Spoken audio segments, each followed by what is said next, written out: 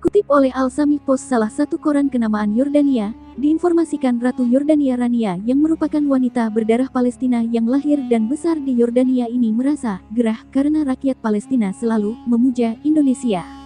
Beliau berkata, "Ada apa dengan Indonesia? Saya tahu mereka paling aktif dalam relawan ke Gaza, namun selain Indonesia masih ada yang lain kan? Termasuk Yordania. Kenapa rakyat Palestina tidak bisa melihat yang lain?" Kecemburuan Ratu Rania semakin memuncak saat membaca komentar seorang anak Palestina bernama Hadi Manor Al-Rafiq menjawab komen Ratu Rania dengan menulis tentang Indonesia di Twitternya. "Indonesia jauh namun dekat, tidak ada yang sama dengan mereka yang merasakan darah kami adalah darah mereka. Jika Anda wahai Sri Ratu Rania yang terhormat merasa tidak suka maka kami mohon jangan Anda mengomentari mereka, rakyat Indonesia," dengan sinis. Setelah membaca Twitter Hadit, Ratu Rania tidak membalas hingga kini.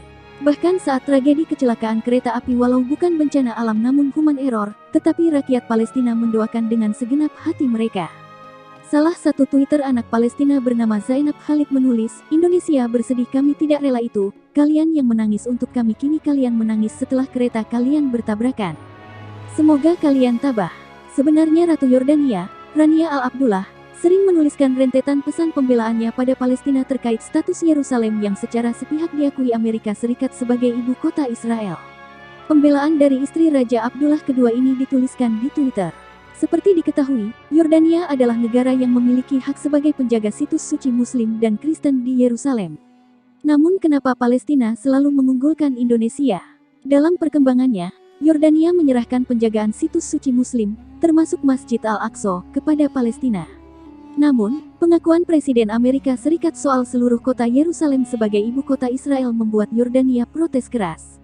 Negara ini tetap komitmen menjadikan Yerusalem Timur sebagai ibu kota Palestina. Hari ini kita meratapi hilangnya lebih banyak pahlawan Yerusalem, yang menyerahkan hidup mereka untuk membela identitas Arab di kota itu. Semoga Tuhan mengasihani para martir dan melindungi saudara dan keluarga kita di Tagar Yerusalem, tulis Ratu Rani melalui akun Twitternya, @queenrania. Hari ini orang Yordania berdiri bersatu dalam solidaritas dengan Tagar Yerusalem dan identitas Arabnya. Sebuah sikap tegak yang menekankan hubungan kuat antara Yordania dan Palestina, lanjut Rania, yang juga menuliskan tweetnya dalam bahasa Arab.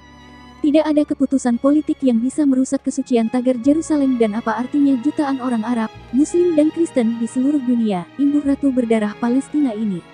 Negara itu melalui duta besarnya di PBB, Sima Bahaus, menyatakan penolakan keputusan AS sebagai pelanggaran terhadap hukum internasional. Kerajaan Yordania percaya bahwa setiap keputusan sepihak untuk membangun situasi baru di lapangan tidak berlaku lagi, kata Sima Bahaus, perwakilan Yordania di PBB. Bahaus mengatakan bahwa keputusan tersebut dapat memperburuk ketegangan, memicu emosi yang kuat dan menyebabkan konfrontasi antara orang-orang dari berbagai agama di kota Yerusalem. Hal itu, lanjut dia, bisa membahayakan status akhir kota suci tersebut. Status Yerusalem, kata Bahaus, harus ditegaskan kembali, dan Yerusalem Timur harus diakui sebagai ibu kota negara Palestina. Tidak akan ada keamanan atau stabilitas tanpa penyelesaian yang membawa keadilan kepada rakyat Palestina, katanya.